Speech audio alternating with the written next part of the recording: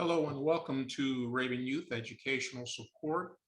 My name is Tom Buckridge and I am doing a tutorial today on youth and how to establish careers, beginning your career, either coming out of high school or your approach as you're going into college or even in college at that point. I am a banker of about 30 years.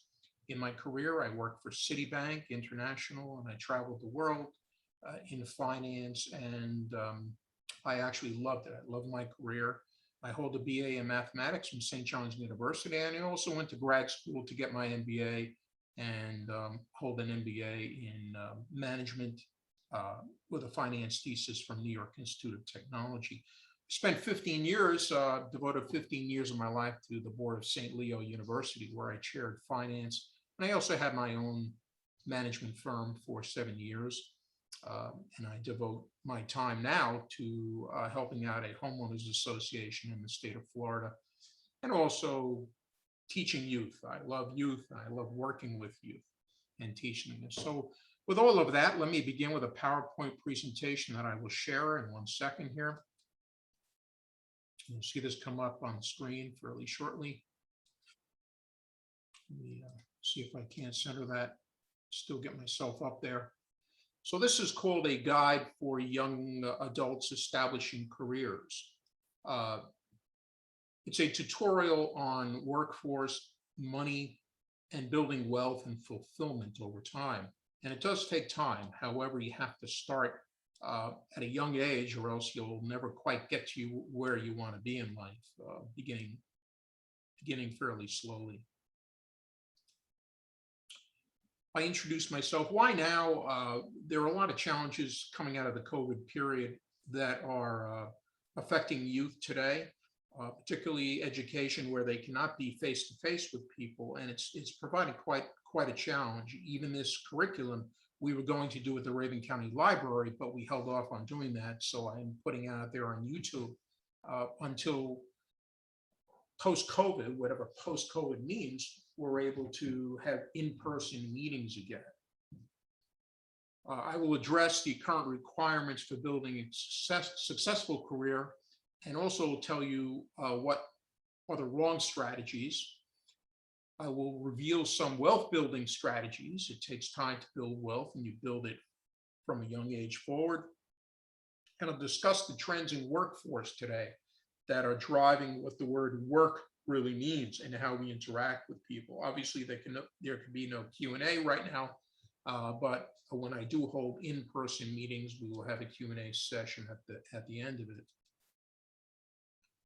Where to begin with a career? A career is something that will change over time, definitely. It isn't unusual for a person to have 3 or more careers over a lifetime, when we need not lock ourselves into a single path. A very few people, few among us, may be able to blend a hobby into a business, but for most of us, knowing the difference between hobbies and a career is an important distinction. I might try and play golf with some buddies, but I will never be on the PGA. I studied 9 years of music when I was a young person, but I will never be in Carnegie Hall. I became a banker instead. So yes, there are people who can blend the two, and I wish them well if they're able to do so. It's very fulfilling to do so. But you need to enjoy what you do. Be curious about a topic, and curiosity is a great sign that you're on a good path. Career directions often take unexpected spin-off.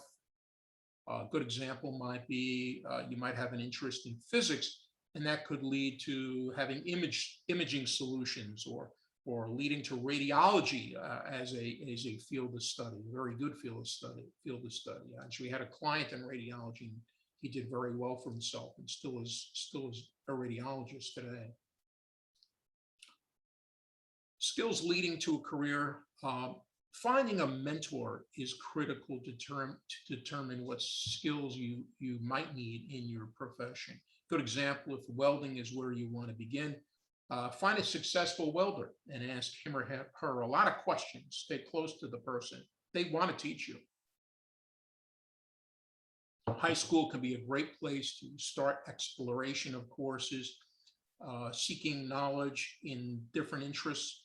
Example might be if you are Focused on STEM, you may want to take calculus, first semester calculus, AP mathematics in high school, as I did, which I thought I wanted to be a scientist, but didn't happen that way.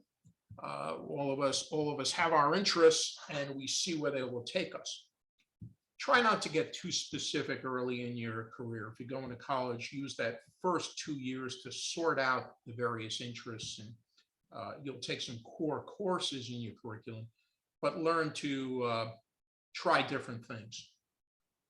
And find an advisor, both in high school or in college, whom you trust for advice. And if that person takes the time to listen to you and to your goals and interests, stay with that person. In college, tee up a core curriculum that covers your intended major, but leaves room for exploration. Often a minor becomes a very important add-on to your education. Good example, I started in mathematics, but I haven't had an economics minor as well. I loved economics. I still do to this day, and it became sort of a lifetime interest. See where I am in this process here. Hang with me. A losing plan for young adults is might be waiting for Congress to pay you a stimulus or a so-called living wage. Another losing strategy would be to go to college for a degree in a major that pays very poorly or doesn't pay at all. Or overpaying for college and carrying heavy a debt burden. If you speak to those who've gone to college, their worst fear is that they have 4 years of overpriced tuition they have to pay back over the next 15 years. Or living with your parents and having no separation path in mind. Go back 1, 2, 3 generations. Clearly in America, we all sought to leave our parents somewhere between the age of 18 and 21, 22, somewhere in that area. Today, it's not uncommon to stay with parents to the 30s or God forbid, into your 40s even. Buying too much stuff you can't pay for is a horrible strategy. Running up your credit cards early in your career and then having all that debt. Also, I say taking advice from friends who know less than you is a losing strategy. Many friends do know less than you do. Starting paid work too late and lacking work references for the bigger jobs. It's great to volunteer for things and get some recommendations out of volunteering, but starting a paid job and working with it is the best way to go. Failing to work hard at the small jobs and not giving it your best is also a very losing strategy. Let's see if I can get this going here. A winning strategy for young adults clearly is to establish a credit history as quickly as you can. Getting a $500 or $1,000 credit card limit and then paying off those charges every month without fail. Auto paying it from a checking account in your name is a great way to establish a credit history, both from the banking standpoint of holding an account and also from the credit card standpoint of paying it off. Get a job at any level with a W-2 and keep those returns. If you are a dependent and remain a dependent, you can still file a tax return, and those tax returns become great documentation to banking over time that you have been establishing yourself and that you are responsible. And if you need a car and you need a car loan, get a used car, take up to 3 years to pay it back, no longer, and pay it on a timely basis. You don't need to get the best car in humanity. Just get something you can live with for a period of time and pay it off as quickly as you can, but pay it off diligently. And invest each month, whatever you are able to do, in a diversified mutual fund. Treat that fund as a bill you pay every month, just like any other bill. Over time, you'll see it grow wonderfully. Learn all you can from others whom you trust in your desired field. Select mentors and solid internships that will move your career forward. Select your work in something you might enjoy and try things before a full career. And plan your separation from parents. Starting college and particularly going away to college, if you can afford it, is a great way to start your ultimate separation from parents. The federal government thinks adulthood begins at 26 because they insist on health insurance policies carrying you at age 26. I think it's a big mistake. Make up a budget for yourself and start understanding what your needs are versus your wants. That's an important distinction to learn early in your life. Ask your parents about what things cost. Learn about all the costs that are hidden from you today that you may have to pay for down the road. And find somebody who has recently moved away from home and learn what it takes to move away.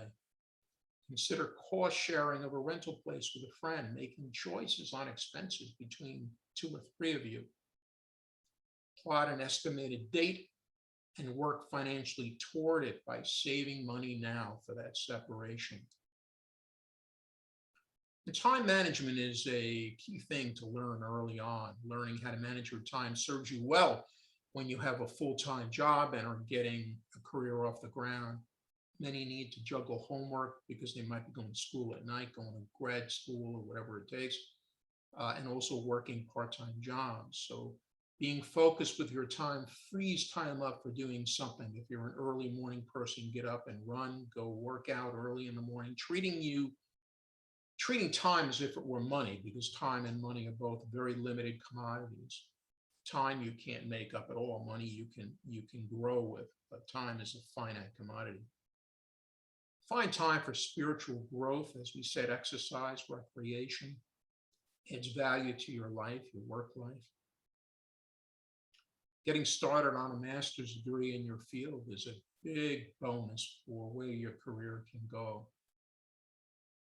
Also, you'll find that many corporations will pay 80% of your master's degree as long as you get a C or above, and almost everybody get B's or A's in grad school.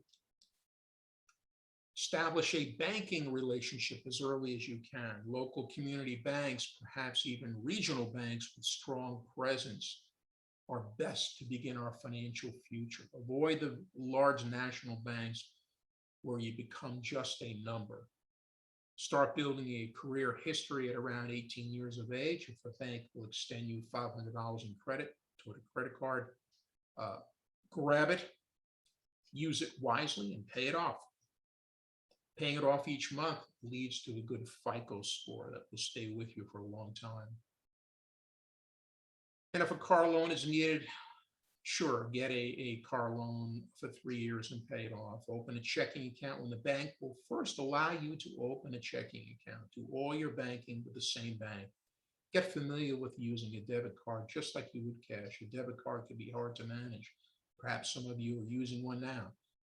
And get to know one or two account officers at the bank so that they recognize you. When you walk in the door for something down the road, they will know who you are. Work-life trends in 2021 and 22 are changing. As I said, COVID accelerates work trends that already were in play, but it pushed fast forward button on business changes that were not anticipated in 2021 and 2022. Where you work may become irrelevant in some fields. Obviously, if you're a welder, that's not the case, but in certain fields, like even in banking, it may be that working in a small town, but doing international banking and finding an airport in which you can travel out of might be the key to get to a larger airport. But self-learning skills may be harder to come by at this time. Time management, as we discussed, becomes more critical when you have multiple distractions at home. You're working from home, you're trying to manage a home life as well. But being mentored from a distance also is a very, very hard thing to do. When you're on site at work, you tend to go to lunch with people, you might do a dinner. You have to force those things to happen. And it's more difficult to be online all the time. Zoom and GoToMeetings require newer interpersonal skills with special communications and group dynamics that are different from being in an office workplace. Downsizing of office real estate, I can't imagine office real estate isn't in a depression at the moment, is placing a focus on small setting localities and project groups in pods that are maybe away from the noise of going to Panera's or Starbucks. So yes, in-person time is still valued, but it's valued in a different way than it has been prior to COVID. And stay flexible in your career. Know when it's time for a change. Jump to something else. People often change careers 3+ times over their life and rarely stay with a company more than 5 years. You will find that many companies don't even want you to stay more than 5 years. Think like a professional athlete who values their time. If you're with a hockey team, um, the Tampa Rays, as an example, even in baseball, you'll you'll find that these guys, they don't last forever. They know they have a limited, unless you're Tom Brady and you have a long career that goes into your 40s where you're better than you were at the 20s. That's kind of rare. So people need to keep moving over their lifetime and changing careers if they have to, or change companies to value themselves, to revalue themselves. If offered a subsidized master's degree, as I suggested, from a company, go for it. Don't waste time. I did it. I did mine at nights and on weekends, and I loved every minute of it. And the company paid for it. Citibank paid for it, actually. Starting your own business, be ready to live lean, work long hours, and fail a few times. Your rewards are down the road. You're not going to make big money early on, but you're going to work long hours, and it's very rewarding if you can do so, if you're an entrepreneur. Move among professional organizations and take out your business card often and pass it among these gatherings of conventions. Generously share cards. It becomes a way to network people in this electronic day and age, when going to these conventions are really an important way to push yourself forward in your career.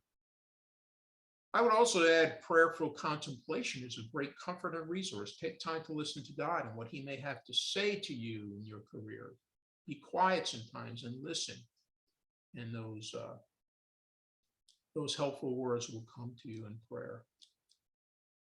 Be a seeker of advice. Seek advice and mentors and be a mentor of others. Find those nurturing professionals who have become successful in your career. Their advice is better than gold. Be ready to help your boss in ways beyond your stated responsibilities. Remember, once you have your own job under control, offer the opportunity to do other things. Offer to mentor others. Take the opportunity to run an internship in your field. I once gave a